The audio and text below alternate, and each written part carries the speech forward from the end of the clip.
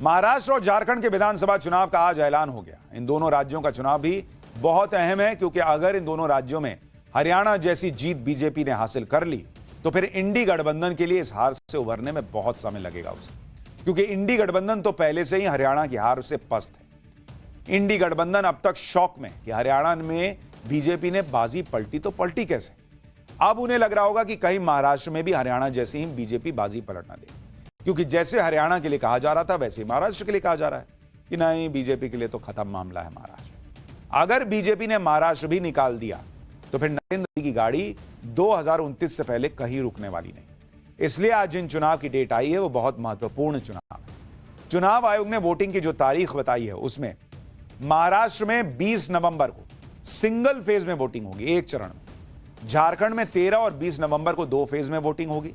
48 विधानसभा और 2 लोकसभा सीटों पर उपचुनाव होंगे जो 2 फेज में होंगे। 47 विधानसभा और वायनाड लोकसभा सीट पर 13 नवंबर को वोटिंग होगी। केदारनाथ विधानसभा सीट और नांदेड़ लोकसभा सीट पर 20 नवंबर को वोटिंग होगी। कुल मिलाकर देश के 15 राज्यों की 417 विधानसभा सीटों पर वोटिंग होगी। सभी चुनावों के नतीजे 23 नवंबर को आएंगे। चुनाव की तारीखों के ऐलान के बाद यूपी उपचुनावों में बड़ा ट्विस्ट आ गया है, उसके बारे में आपको आगे बताऊं। लेकिन सबसे पहले महाराष्ट्र की बात करते हैं, क्योंकि महाराष्ट्र के विधानसभा चुनाव बहुत दिलचस्प होने वाले हैं, जिसका इंतजार बेसब्री से हो रहा है। महाराष्ट्र में ऐसा खेल हुआ जिसके बाद 2 पार्टियां टूट गई, एक सरकार गिर गई, उसकी जगह नई सरकार बनी। पिछले 5 साल में महाराष्ट्र की राजनीति में भयंकर तोड़फोड़ हुई है, उथल पुथल हुई है। और अब चुनाव की तारीखों के ऐलान के साथ ही सभी के पास अपना अपना हिसाब पूरा करने का समय है। हालांकि इमोशन अपनी जगह है, इलेक्शन अपनी जगह, माहौल और मैनेजमेंट में अंतर होता है, और यह अंतर हरियाणा में दिख चुका है। महाराष्ट्र में क्या पॉलिटिकल हलचल है वो भी आपको बताऊंगा। पहले चुनाव से जुड़ी महत्वपूर्ण तारीखों के बारे में बता देता हूं। महाराष्ट्र में 22 से 29 नवंबर तक नामांकन दाखिल कर सकेंगे प्रत्याशी। 30 अक्टूबर तक नामांकन पत्रों की जांच होगी। चुनाव से नाम वापस लेने की आखिरी तारीख 4 नवंबर की रखी गई है। महाराष्ट्र चुनाव में किस पार्टी का क्या दांव पर लगा है वो भी आपको जानना चाहिए। लेकिन पहले 2019 में हुए विधानसभा चुनाव के नतीजे देख लीजिए। तब जो हालात थे अब तो वो पूरी तरह से बदल चुके हैं। 2019 में बीजेपी को 105 सीट मिली थी और बीजेपी सिंगल लार्जेस्ट पार्टी थी। शिवसेना, जो तब एक शिवसेना थी, उसने 56 सीटें जीती थी। एनसीपी, जो तब एक एनसीपी थी, टूटी नहीं थी, उसको 54 सीटें मिली थी। और कांग्रेस के खाते में 44 सीटें आई। 2019 में बीजेपी और शिवसेना का गठबंधन था और दोनों ही दलों ने मिलकर 161 सीटें जीतकर बहुमत हासिल किया था। लेकिन बहुमत मिलने के बाद सरकार नहीं बन पाई और 2019 के बाद 5 साल में महाराष्ट्र की राजनीति में बड़ा उलटफेर हुआ। मुख्यमंत्री पद को लेकर उद्धव ठाकरे और बीजेपी में ठन गई। उद्धव ठाकरे चाहते थे कि 2.5 साल दोनों पार्टियों का सीएम हो, जबकि बीजेपी का कहना था कि ऐसी कोई बात ही नहीं हुई थी। इसी बात पर गठबंधन टूट गया। सरकार बनती न देख तत्कालीन राज्यपाल भगत सिंह कोश्यारी ने राष्ट्रपति शासन लगा दिया। लेकिन इसके बाद एक नया ड्रामा देखने को मिला। 23 नवंबर 2019 को देवेंद्र फडणवीस ने अजीत पवार के समर्थन से सीएम पद की शपथ ले ली। अजीत पवार उप मुख्यमंत्री बनाए गए, लेकिन बीजेपी बहुमत साबित नहीं कर पाई और 3 दिन के अंदर देवेंद्र फडणवीस को इस्तीफा देना पड़ा।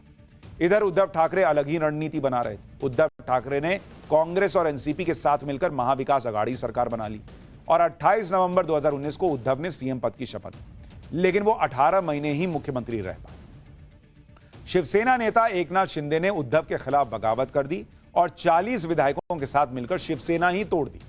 एकनाथ शिंदे शिवसेना विधायकों के साथ गुजरात से लेकर गुवाहाटी तक घूमते रहे। इधर बहुमत खोने के बाद उद्धव ठाकरे ने 29 जून 2022 को इस्तीफा दे दिया। इसके बाद एकनाथ शिंदे ने बागी विधायकों के साथ बीजेपी से गठबंधन किया और 30 जून 2022 को मुख्यमंत्री बने। 1 साल बाद महाराष्ट्र में फिर से घमासान हुआ। अजीत पवार ने एनसीपी के 35 से ज्यादा विधायकों के साथ बगावत की। अजीत पवार ने बीजेपी और एकनाथ शिंदे गठबंधन से हाथ मिला लिया। अजीत पवार उप मुख्यमंत्री बनाए गए। यानी शिवसेना और एनसीपी दोनों ही पार्टियां टूटी। पार्टी के नाम और चुनाव निशान को लेकर भी कोर्ट से लेकर चुनाव आयोग तक लंबी लड़ाई चली। अंत में एकनाथ शिंदे को शिवसेना का नाम और सिंबल मिल गया। उद्धव गुट की शिवसेना का नाम शिवसेना यूबीटी रखा गया। इसी तरह से एनसीपी का नाम और सिंबल अजीत पवार को मिला, जबकि शरद पवार गुट की पार्टी को एनसीपी शरद पवार का नाम मिला। जिस राज्य की राजनीति में आप सोचिए इतना ड्रामा हो चुका है पिछले 4-5 साल में, वहां चुनाव कितना दिलचस्प होगा। इतने राजनीतिक ड्रामे के बाद आज की तारीख में महाराष्ट्र में किसके पास कितनी सीट है वो भी आपको बताता हूं। एनडीए में बीजेपी के पास आज की डेट में 103 विधायक, शिवसेना शिंदे गुट के पास 37 एमएलए हैं, एनसीपी शरद पवार के पास 39 विधायक हैं और अन्य दलों के 22 विधायक हैं। यानी कुल मिलाकर एनडीए के पास आज की डेट में 201 विधायकों का नंबर है।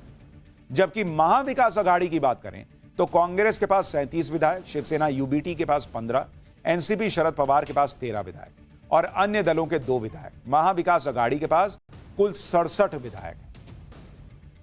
चुनौतियां सभी दलों के सामने। हाल ही में हुए लोकसभा चुनाव में महाराष्ट्र में मतदाताओं ने गजब फैसला सुनाया, जिससे बीजेपी की टेंशन बढ़ गई। अब 2024 के लोकसभा चुनाव में बीजेपी को 9 सीट मिली, उसे 14 सीट का नुकसान।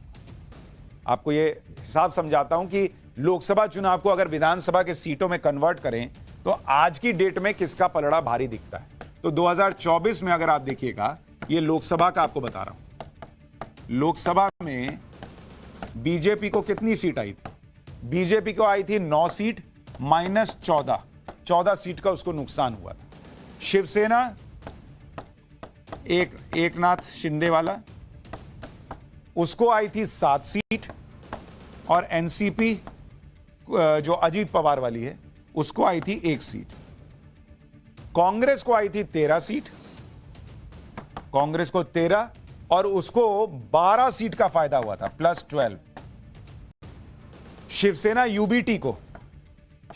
यूबीटी इसको आई थी 9 सीट और उसे 9 सीट का नुकसान हुआ था माइनस 9। और एनसीपी शरद पवार को आई थी 8 सीट और उसके लिए प्लस 4 था, 4 सीट का फायदा हुआ था। लेकिन अब सवाल यह है कि जब आप इन लोकसभा सीटों को अगर हूबहू विधानसभा सीटों में कन्वर्ट करें, मतलब अगर यही रिजल्ट रिपीट हो गया विधानसभा में, तब किसको कितनी सीटें आएंगी?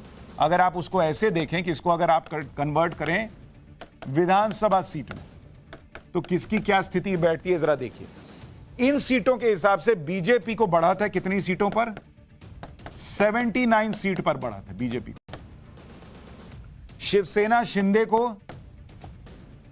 गुट को इसको है 40 सीट पर बढ़ा था। और एनसीपी अजीत पवार एपी, इसको कितनी सीट पे बढ़ा था? मात्र 6 और अन्य 1 सीट पर, अदर्स 1 सीट। तो अगर आप इसको मिला दीजिए तो एनडीए के लिए आंकड़ा बैठता है 126 सीट पर एनडीए आज की डेट में है, अगर लोकसभा वाला रिजल्ट रिपीट हो गया विधानसभा में।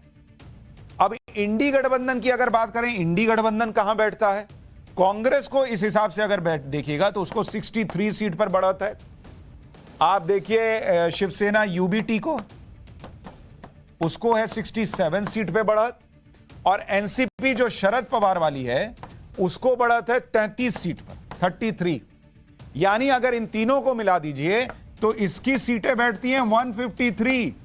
यानी अगर लोकसभा वाला रिजल्ट रिपीट हो गया तो सरकार बन जाएगी इंडी अलायंस की, क्योंकि सरकार बनाने के लिए 145 सीट चाहिए, जो कि अभी 153 वाली सीट में कन्वर्ट होता दिख रहा है इंडी का मामला, और एनडीए 126 पे अटक जाएगा। लेकिन यह तब होगा जब लोकसभा वाला चुनाव रिपीट होगा। अभी तो हरियाणा में दिख गया कि वहीं लोकसभा वाला रिजल्ट रिपीट नहीं हुआ, तो महाराष्ट्र में कैसे होगा, ये लोग सवाल पूछ रहे हैं। अभी दूसरी चुनौती सीट शेयरिंग की है, क्योंकि गठबंधन की राजनीति में सीटों पर सहमति होनी भी जरूरी है और सीट शेयरिंग के मामले में एनडीए इंडी गठबंधन से आगे निकलता दिख रहा है। सूत्रों के मुताबिक सीटों का बंटवारा एनडीए के अंदर आखिरी दौर में 90% सीटों पर समझौता हो चुका है। बीजेपी 158 सीटों पर चुनाव लड़ेगी महाराष्ट्र में, शिवसेना शिंदे गुट 70 सीटों पर और एनसीपी अजीत पवार गुट को 50 सीटें दी जा सकती हैं। हरियाणा में मिली जीत के बाद बीजेपी जोश में है और महाराष्ट्र के लिए माइक्रो लेवल पर रणनीति बना रही। दूसरी तरफ इंडी गठबंधन का कॉन्फिडेंस हिला हुआ लग रहा है। वो चुनाव आयोग की निष्पक्षता पर ही सवाल उठा रहा है। संजय राउत को सुनिए, जो कह रहे हैं कि चुनाव आयोग से अपील है कि महाराष्ट्र के चुनाव को हरियाणा का चुनाव न बना दे। चुनाव की घोषणा हुई है तो अभी हम सब लोग तैयारी में लगे हैं। हम चुनाव आयोग से इतनी अपेक्षा करते हैं कि आप इस राज्य का चुनाव हरियाणा जैसा मत करिए। हरियाणा में जो हुआ है पूरी देश की जनता देख रही है, चाहे ईवीएम हो, चाहे पोस्टल बैलेट हो, चाहे जो सत्ताधारी पार्टी की जो सब सामने आई है बातें, महाराष्ट्र में ज़्यादा हो रहा है, पैसों का खेल चलेगा, पुलिस का और यंत्रणा का भी मिसयूज होगा। तो ये सब चुनाव आयोग अपने आप को अगर निष्पक्ष मानती है, अपने आप को मानती है, हम नहीं मानते, तो आपको ये करना पड़ेगा। ये वही संजय राउत हैं, जब हरियाणा का रिजल्ट आया था तो इन्होंने स्टेटमेंट दिया था कि कांग्रेस ओवर कॉन्फिडेंस में रह गई, अपने साथियों को सीटें नहीं दी और बीजेपी ने गजब का वहां काम। अब महाराष्ट्र में अभी अनाउंस ही हुआ है डेट और इन्होंने दिमाग में भरना शुरू कर दिया कि भैया देखो, यहां तो इलेक्शन कमीशन हरियाणा जैसा हाल करेगा तो गड़बड़ हो। यही इन लोगों की दिक्कत।